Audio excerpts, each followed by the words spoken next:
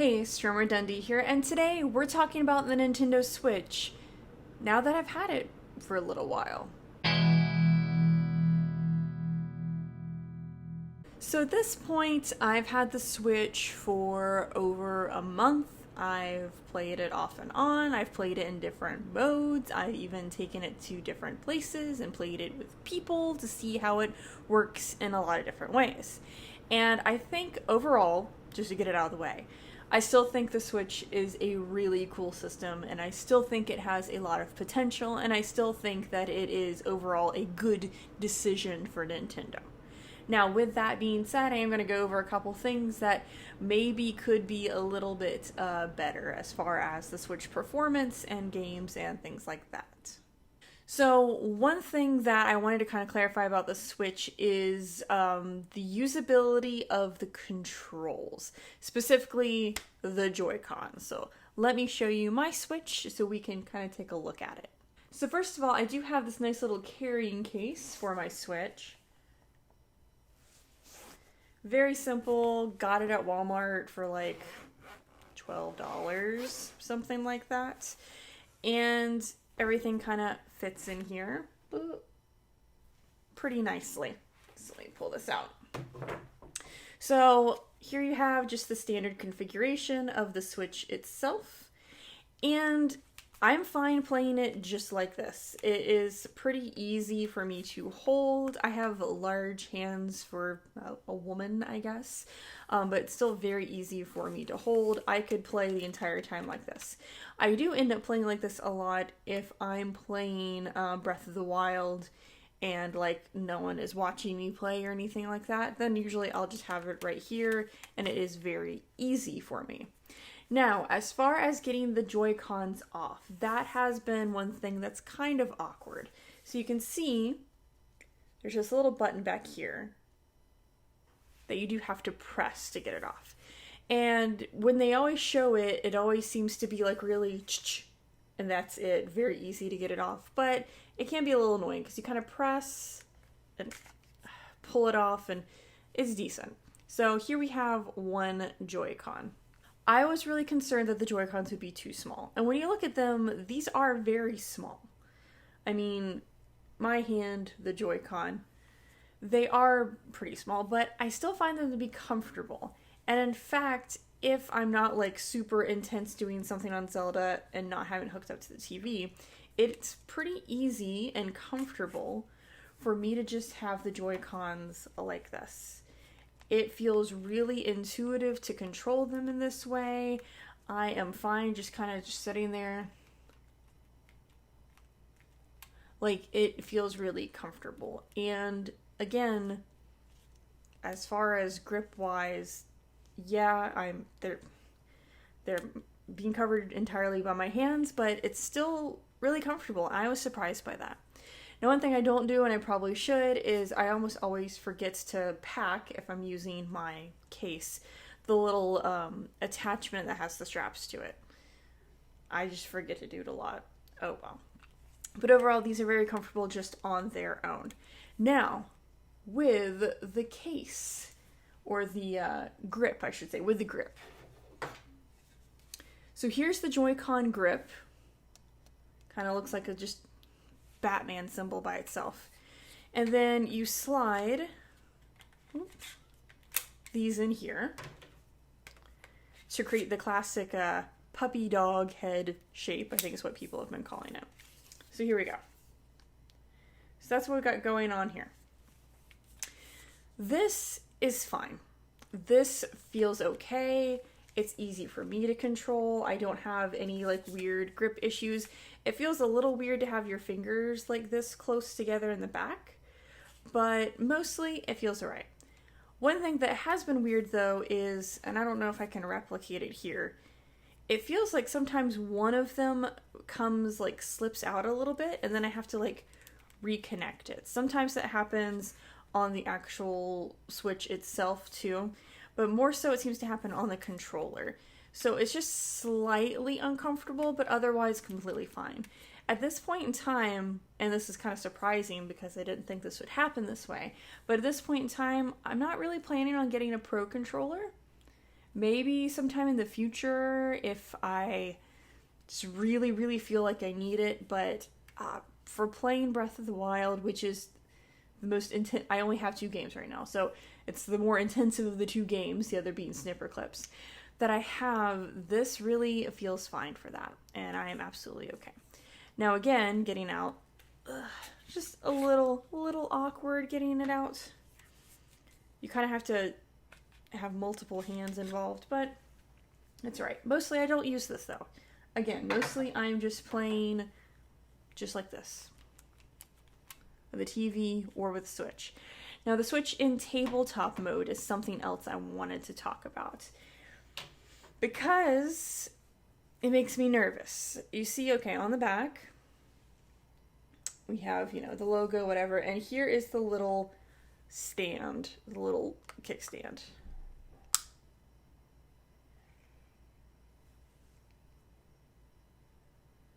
It's so delicate. Like every time I pop it out and every time I put it back in, I'm afraid it's gonna snap. So I do think eventually I'm gonna get some kind of third-party stand or something, a collapsible one, something, to replace this. Because again, that's just, I feel like I could just break it off so easily, and it makes me nervous. So I don't really play tabletop mode that much. I've really only played it when I took the Switch somewhere and I played a game of Snipper Clips with somebody, and I don't think he had ever played a Switch before, so I gave him one of the controllers. He was able to right away, work and figure out how it worked for Snipper Clips. So I do think playing multiplayer, like if you're just like, hey, I have this game, here's your controller, I still think this works. Even though it's so tiny, it still really has all you need. And neither of us had any trouble playing Snipper Clips. Now, I don't know if these controls are going to work for Mario Party games, or like Mario Kart 8. Mario Kart 8 can get really intense, you're doing a lot of turns, there's a lot of stuff. I'm not sure. Not sure if this is going to be the best for that. But, maybe that's when you want to have an extra controller or something like that, a pro controller. But otherwise, Joy-Cons work fine. I like them. I especially like, with Snipper Clips, I noticed it the most. I really like the kind of tactile feel that they have. And they do the, I can't remember what it's called. Was rumble control, whatever it is that like you can feel the weight in them, because you can really feel it in Snipper Clips when you're like holding a ball or like bouncing something. You can really feel how far you're underneath it and get a kind of physical sense. And I really like that with the Joy-Cons. I really like the Joy-Cons. I just like them. I think it's a good overall idea. I like it. Now, sliding back in, very easy, no problem. It's just the taking out that kind of sucks. Now, as far as what people have reported issues with, like before Nintendo came out and said something about it, I have not had too much, interference issues. I think people said with the left Joy-Con, they were having interference issues. I've not really had that. I've not noticed it. The only thing I noticed was sometimes, again, I think I was clicking it or something, and they were just sliding off, and I'd have to, like, do the thing where you press the left and right, and then it'll reconnect. That was the only thing I was having, but even that stopped, so I don't know if the patch that came out fixed that, or something, or if I just learned how to hold it better, I don't know. Not had any issues with that, though. Another thing was sliding it into the dock. I have not had any issues with scratches or anything. It doesn't even appear to be touching it at all, or if it is, it's definitely touching on these outer edges where I don't really care if it's touching it or not. So I've definitely not had any scratches. I'm also not a screen protector person. I can't deal with screen protectors most of the time. Like, I have one on my phone, and it's like a very, very hardcore screen protector. But that's because, I have like a $900 phone. So if anything happens to it, I'm screwed. So that's the only reason why I have a screen protector on my phone. I'm not going to put one on this. I don't have one on my 3DS. I'm not a screen protector type of person. what can I say? I live on the edge, and I'm not going to use this as much as I'm going to use my cell phone. So that's kind of the difference there. But otherwise, the weight is excellent. Carrying it around, I mean, this is a pretty decent carrying case. Very easy to put your games in here, to fit it down. So easy to zip up. It's just nice and portable. And that's something I really like about this. I really wanted this console to be like that sort of, I don't know if people carried around their GameCubes. I didn't know enough people who played video games when GameCubes were out to know that, but I really wanted it to be like that older kind of nostalgic feeling of, I'm gonna go to my friend's house and bring my console and they're gonna have their console type of feel. I think the Switch has really achieved that.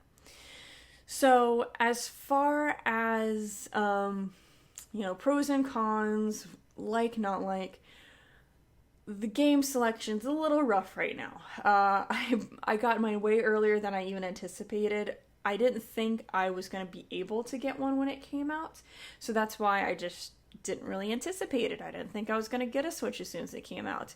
But as you saw from my unboxing video, where I was at a Walmart for like 6 hours, yeah, I got one, like right when it came out. So yeah, I only bought Breath of the Wild, and that was it. And the only other game I downloaded eventually was Snipper Clips, and that's it. As far as other games, I already made a whole list of more anticipated games coming out.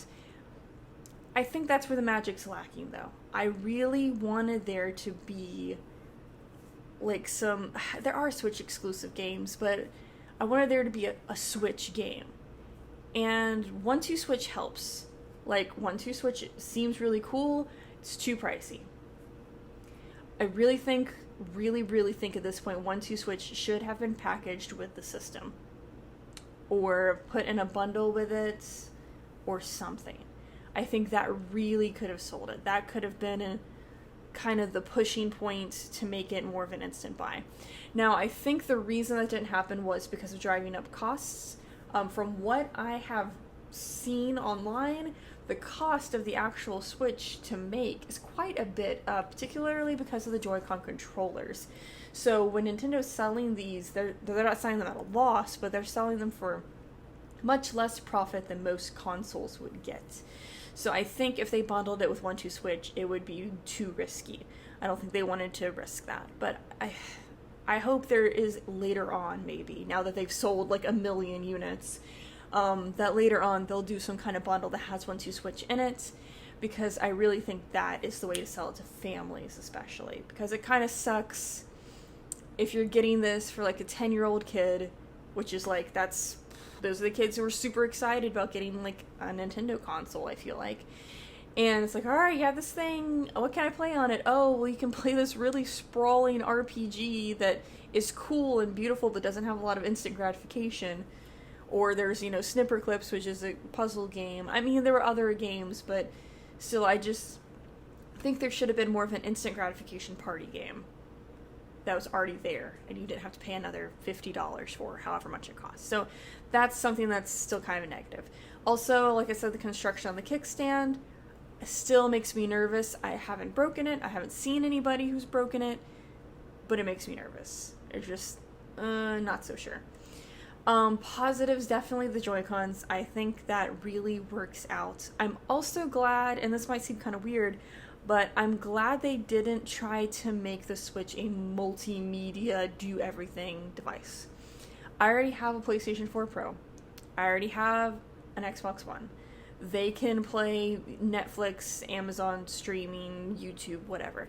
I don't need another device that does that. I have a cell phone that can go on YouTube and do my Netflix and do whatever. I don't need another device that does that.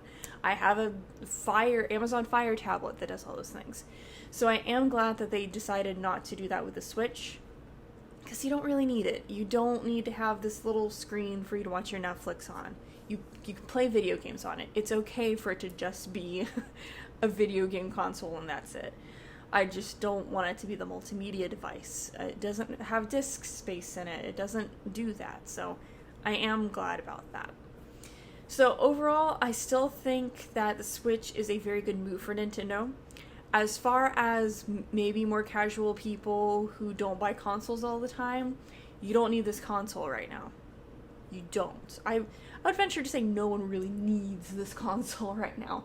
Maybe by the time summer hits and more games are out, then it will become like something that's a little bit more interesting. Definitely around holiday after October, because I think that's when Mario is coming out and the other ones. So definitely around holiday, I can see this being something that a lot of people are going to appreciate, something a lot of people are ready to kind of move to. But as for right now, you definitely don't need the Switch. It is very interesting, it is very cool, it is very satisfying for nostalgic purposes of like, oh, the glory days of Nintendo, but it is not something that you need. Yeah, I think that about sums it up. So, I mean, a month in using the Switch, I still haven't gotten really far with Zelda because I just don't play that game as hardcore as Stardew Valley or other games. Snipper Clips is a really cute game. I really recommend playing it with other people, especially if those people don't usually play video games. I think it's a really cool game to get people into. But it's a good system overall. I like it. It's different but familiar at the same time, and I think that's what Nintendo likes to do. I think they like being different but familiar. I guess that's kind of their brand identity in a way. Oh well. Anyway, that's all for me for today. I'll see you in another video. Maybe we'll talk more Nintendo. Maybe we'll do something entirely different. I have no earthly idea.